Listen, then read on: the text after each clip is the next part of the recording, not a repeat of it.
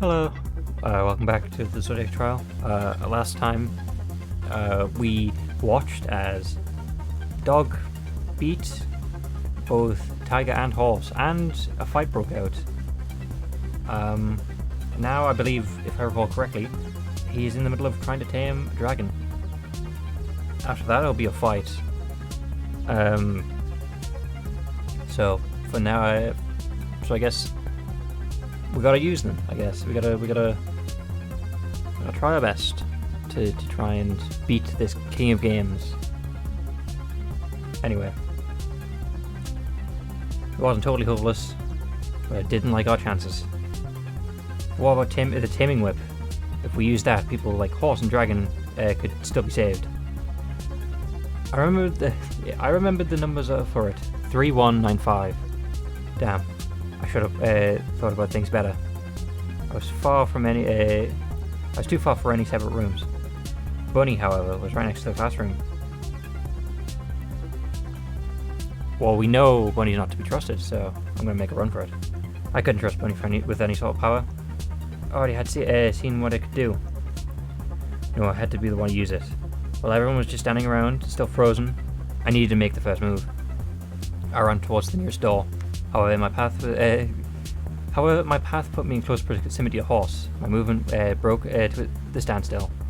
As I tried to run past him, he grabbed my arm into a vice. Oh no. I immediately regretted my choice as he swung me around with surprising ease, slamming me into the nearby wall. My bones cracked, my head spun, and my ears rang. And just like that, I was disoriented. I was already disoriented. But I wasn't. But I was aware enough to see Horse coming towards me, and about to deal another kick to my head. It was a smart move. Incapacitated some of the weaker variables before starting any hard fights. But over on the other side, Tiger was rushing towards Horse. Surely she'd slam into him before he could kick me, right? I held on to that hope until the shoe reached my nose. Getting punted into my face by Horse is enough to knock out most out, and I was not an exception. That was a blessing in disguise, though. Since I was knocked out, I didn't have any conscious. I have to be conscious when the knives entered my neck. Okay, guess that was the wrong choice already. Dog will take control of powerful fighters with using the taming whip. Mouse needs to be keenly aware of her limited physical abilities. If she can't utilize the group's main advantage, numbers, then she won't be able to prevent defeat. The key is not to engage physically, but to challenge Dog on his own terms. Cool. I guess that we trust Bunny then, even though Bunny has the opposing. Tell Bunny the numbers. There's only really one thing I could do. Bunny, whip's code, it is 3195. Quickly, get Dog. Instantly, Bunny realized what I meant. He sprung into action, rushing to the nearby classroom.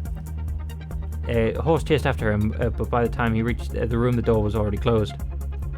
He tried breaking in, but before he could finish, a familiar announcement played. Attention, Bunny is currently attempting to tame Dog. During this challenge, the round's time has been paused. Know that any participant that in any way interferes with the challenge will instantly be executed. So will Bunny kill Dog? Will Dog kill Bunny? Sorry. And just like that, the round is just like the round. So too did the brewing fight dissipate. Did it stop? Sorry. Pause. It paused. There was no point so long as the fate of Dog was in the air. Bunny left the room with a confident smirk. Damn, I was hoping we wouldn't get to this stage. But fair play, Bunny. You challenged me. So I'm protected by the no interference clause, right? Sure. Neither Horse or Dragon is going to attack you. That doesn't explain why they're not dealing with the others, though. Why would we?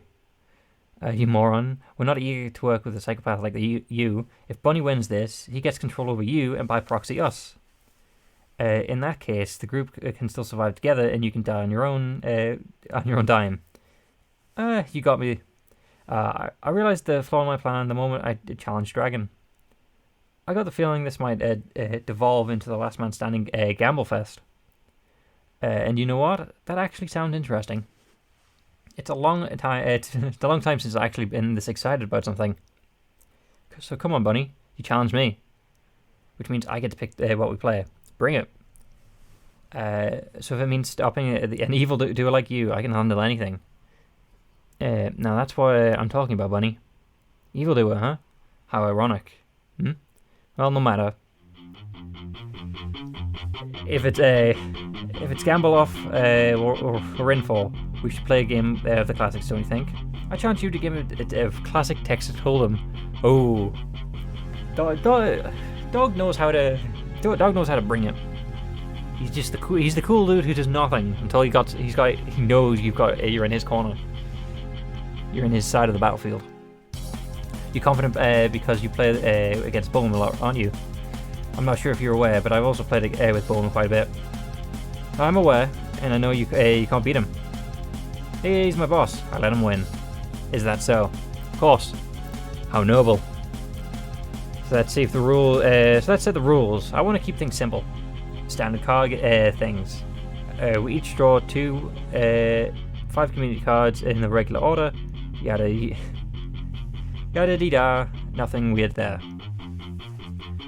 We'll each take 20 chips. The ante will be 1. That'll increase every 12 rounds. That all sound fine to you? Of course. There's nothing to dispute in those rules at all. Oh. Okay. That's automatic. Okay, so I'll try and. One other thing I'll ask is that that spectators gested over the group. One thing I'll ask is that spectators stay a good distance from us. When they stand to our side. I don't want anyone sneaking a peek at my cards and sending signals. Of course. I don't want any outside interference. So is Bunny gonna die? We've pit the traitorous the personalities against each other. So, but of course we don't know that. So we'll be sad when Bunny dies. It was almost fascinating how completely they had to isolate the rather large group of people standing around them. In this moment, the principal actors in the story of Bunny and Dog. Everyone else was just to the side.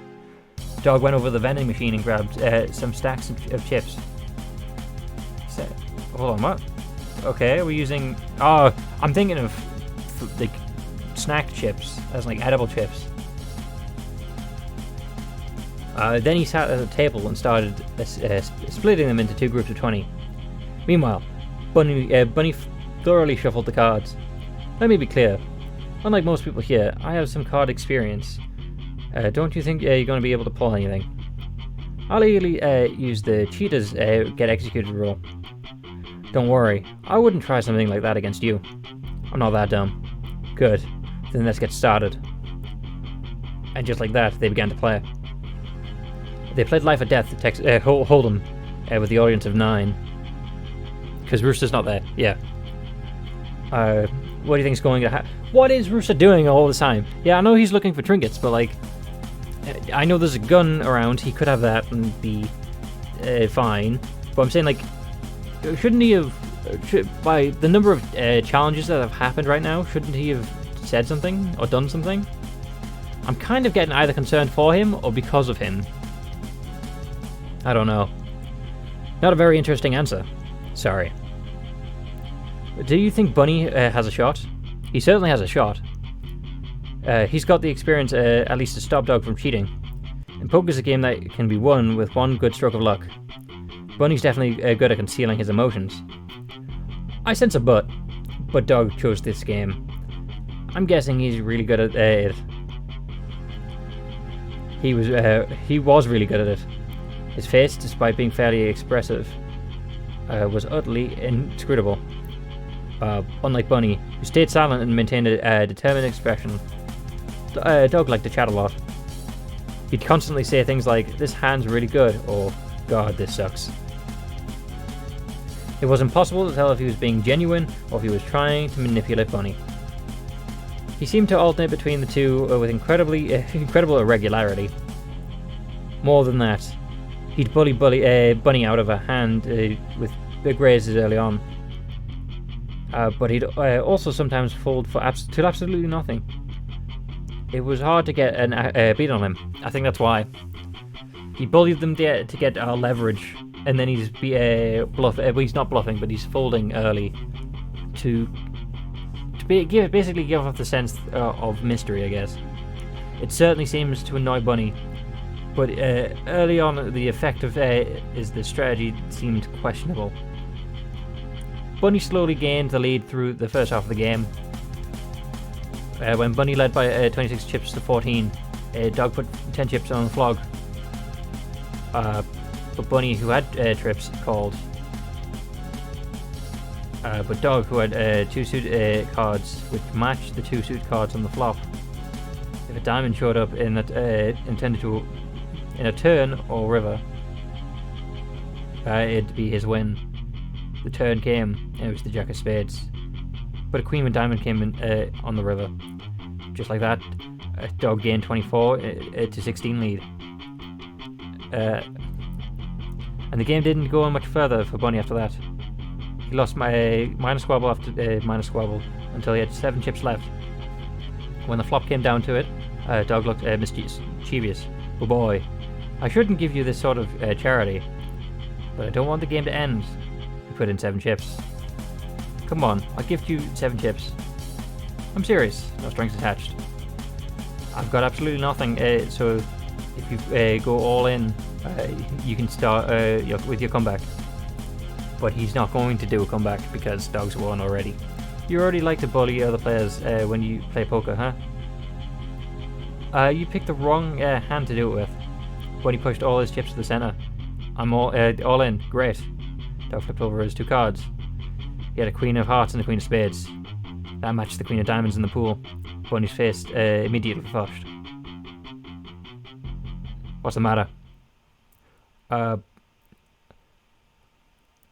You don't happen to have a 5 or a 7, do you?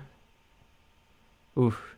If you all in with the 2 pair, it's just for your opponent to have a 3 of a kind. That'd really suck, huh? What are you hesitating for? Show your cards. Bunny laid his hands on the table. Horse.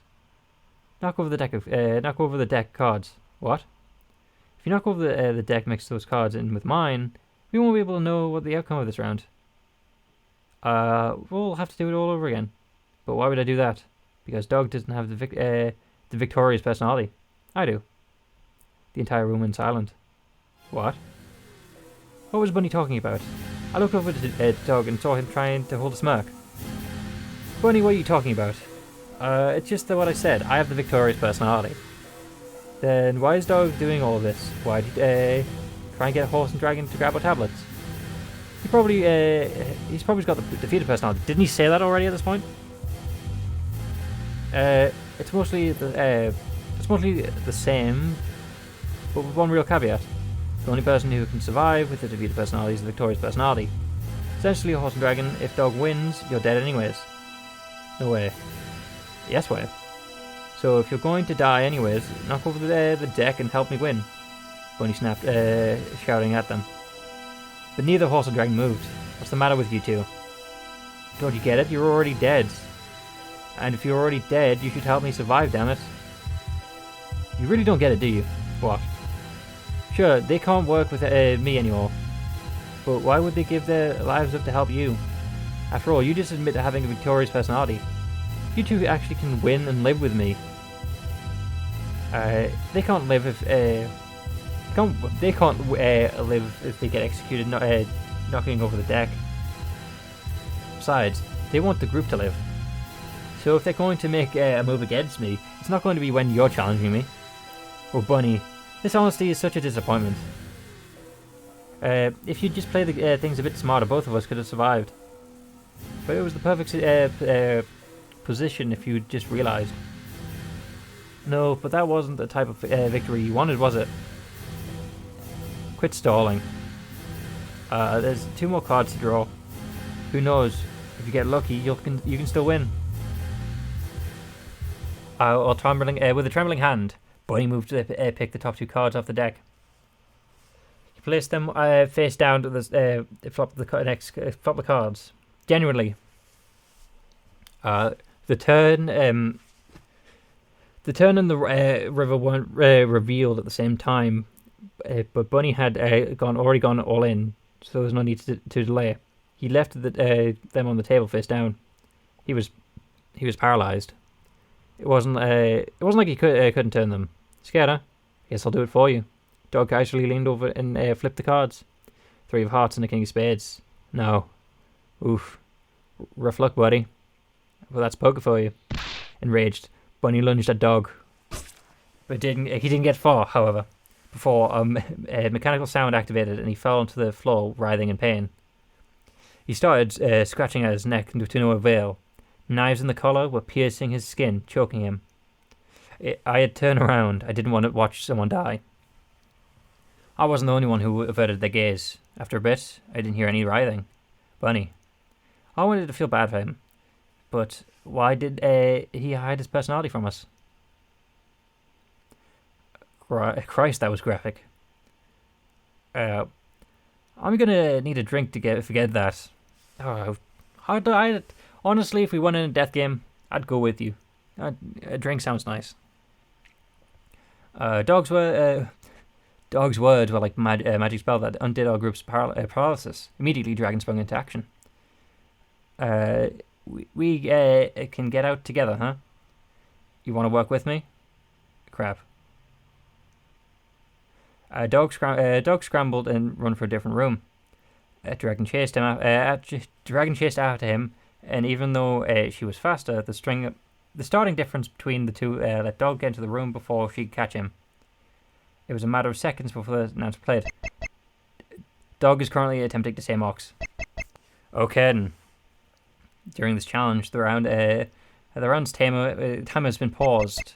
Don't let any participant that in any way. So that's already been 5 challenges. Dog versus horse, dog versus tiger. It's 2. Dog versus dragon. 3. Bunny versus dog. 4. Now this is number 5. Yeah.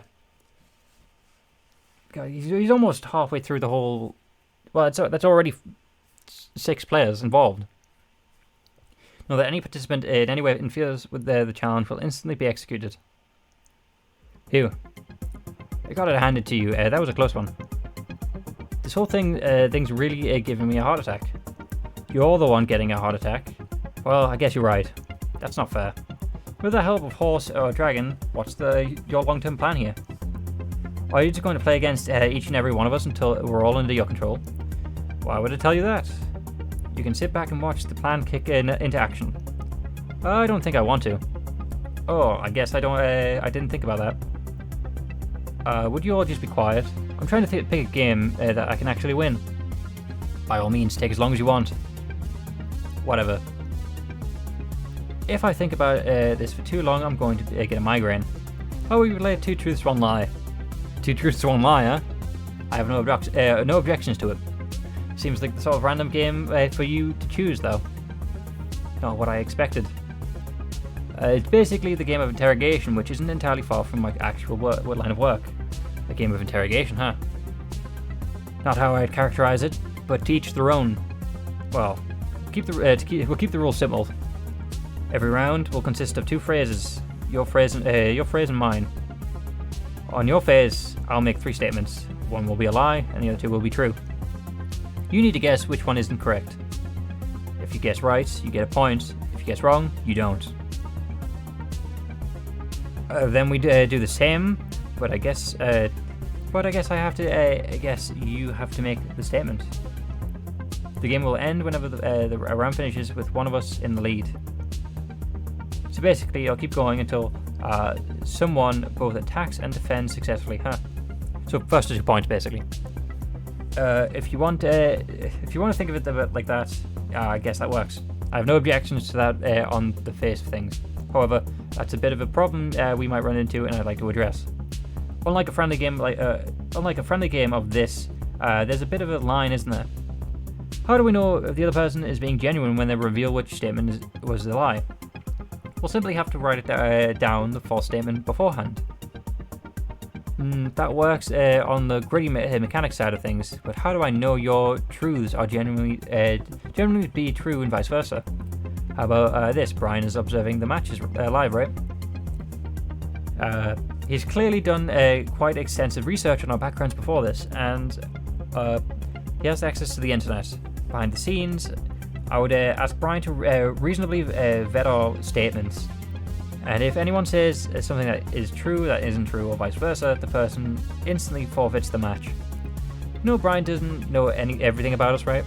True, but we are both unaware of what he does know. I think the risk of instant disqualification will be motive enough not to cheat. Yeah, I guess I can roll with that.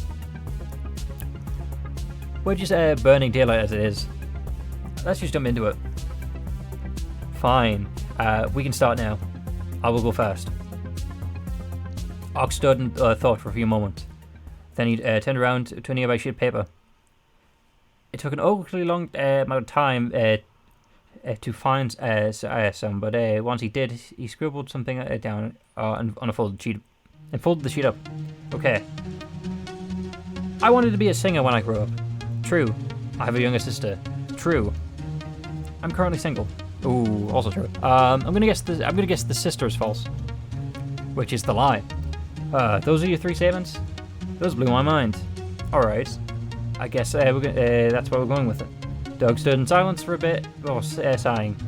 You're really no fun. Those were like nothing statements. It could honestly be anything if I wouldn't be surprised. I'll go with you being single, I guess. You seem like a pretty charming fellow.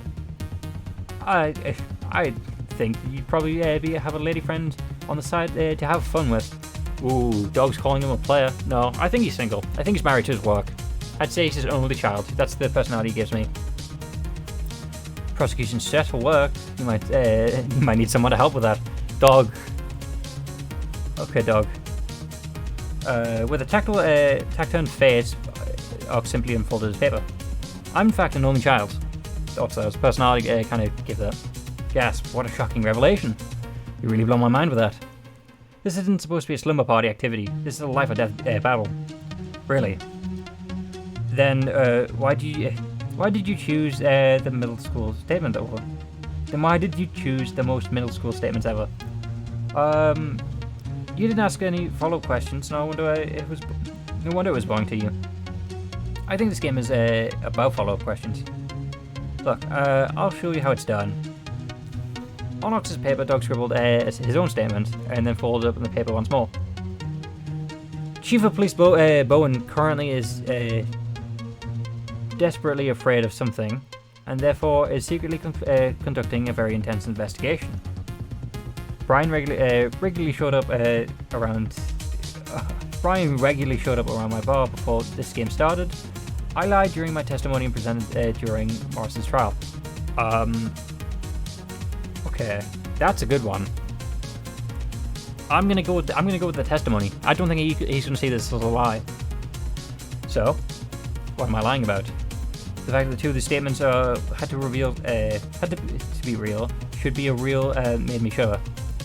What was Doug talking about? What did he know? It also made Ox shake. That's probably why Dog posed such questions. Those are some big claims you just made. Let's go with them one at a time. How did you learn Bowen's desperation? Aren't you going to say something? It doesn't say anything in the rules, but I have to answer. If that's how it's going to be, huh? Figures. I guess I'm on my own. Third statement is preposterous. I attempted to pick that. However, if it's true, it's the type of thing that would explain why Brian would pick you for the sort of game. You're also saying that the whole testimony was made up. No, it didn't. Oh yeah, you're not saying it's the whole testimony's made up. But I know it isn't true. So you just want to point during it you lied. It could be something minor. It's plausible. But the second statement, that's actually something you'd already said. It was brief, but you mentioned offhand back during the first round. Back then, you had a motive to lie. So we can safely assume that that one's genuine. But why would you choose something like that you'd already mentioned? Did you just forget what you just said that? No, despite the outward appearance, you proved that you're an exceedingly shrewd person. You would remember that, but I bet you know that with notes too. In that case, even though I don't know why you lie about it, I'd pick that you did. I think you did back then. And you remembered such a strange lie, you're using it to your advantage now. I believe your second statement is a lie. No, sorry. Doug held the paper. I didn't lie in court. I'm a very good boy who would never sin against the law by committing perjury. Thought so. Number 3. So I'm 2 for 2. Okay. So what about the chief of police? I have no obligation to tell. That's a private information. We tied this round, right? Both of us, both of our offenses have failed. Then it's your turn to make some truths and lies again. Very well. If you dislike my strategy last round, I very much doubt you're going to like what I'm about to do. However, I think it's the best strategy.